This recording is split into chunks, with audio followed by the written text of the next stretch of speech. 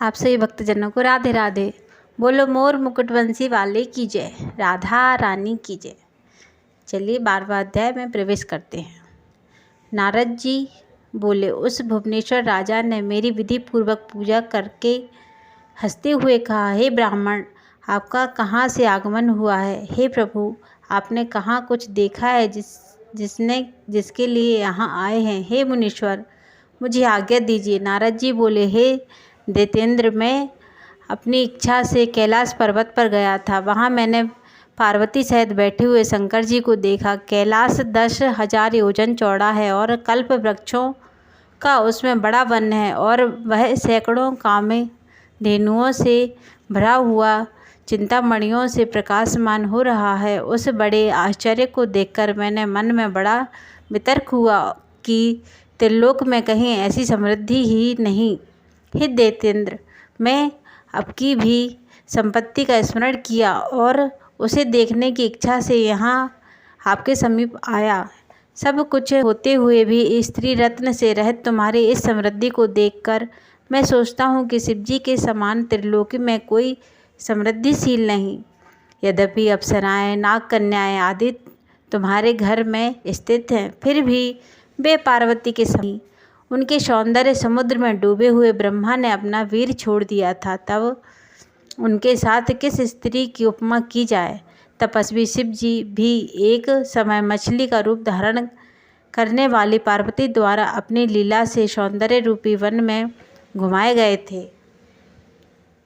सृष्टि के समय अर्थात पार्वती की उत्पत्ति के समय ब्रह्मा ने भी अपने रूप की बराबर देखकर अप्सराओं को उत्पन्न किया, परंतु उनके समान एक भी नहीं हुई। अतः स्त्री रत्न के भोगने वाले शिवजी की समृद्धि सब श्रेष्ठ। हे दैत्येंद्र, सब रत्नों के स्वामी होते हुए भी तुम्हारी समृद्धि वैसी अर्थात शिवजी की समृद्धि जैसी नहीं। ऐसा कहकर और उनके पूछ कर जब मैं सोचने लगा, तब दैत्येंद्र राजा पार्वती के रूप को श्रवण कर कामा ज्वर से पीड़ित हो गए। उसके पास चंद्रमा के समान करता हुआ कैलाश को गया। नंदी द्वारा शिवजी के से निवेदन किया जाने पर राहु शिवजी के समीप गया और शिवजी के भौं के संकेत से प्रेरित होने पर वह वचन बोला। राहु ने कहा, हे वृषध्वज, देवता और सर्पों द्वारा सेवन करने योग्य तीनों लोकों के स्वामी सब रत्नों से ईश्वर जलंधर की आज्ञा से सुनो।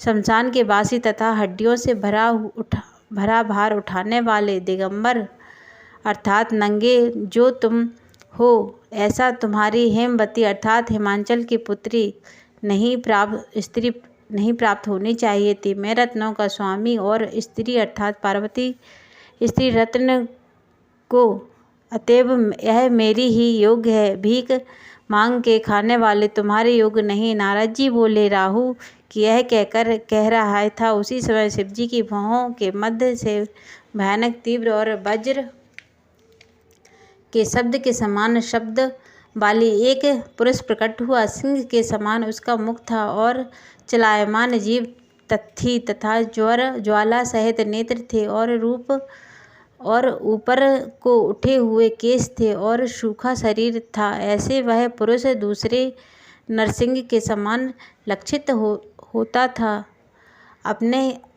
अपने को खाने के लिए आते देख अति वेग से भागता हुआ राहु उस पुरुष द्वारा बाहर पकड़ लिया गया। वह उसे पकड़कर जब खाने लगा, तब रुद्र भगवान ने उसे रोक दिया और कहा, दूत पराये अधीन रहता है, अतएव वह मारने योग्य नहीं है, इसे छोड़ दो। इस वचन को सुनकर उसने राहु को आकाश में छोड़ दिया। राहु को पछाड़कर उस पुरुष ने शिवजी से प्रार्थना की।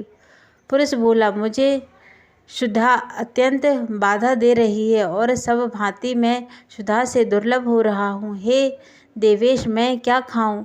सो मुझे आज्ञा दीजिए। ईश्वर बोले, तू शीघ्र ही अपने हाथ पांव का मांस भक्षण करो। नारद जी बोले, शिवजी की ऐसी आज्ञा पाकर उस पुरुष ने अपने हाथ पांव का मांस इस तरह खाया कि वह केवल सिर ही शेष रह गया। उसका सिर मात्र देखकर उस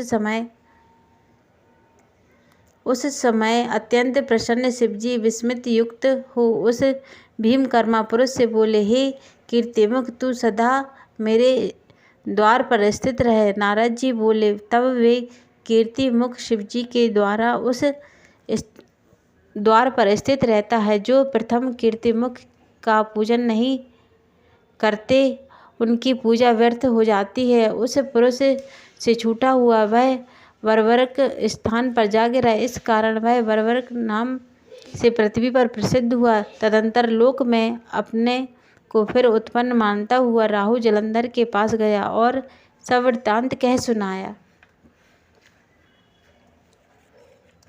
12वां अध्याय समाप्त। आप सबको राधे राधे।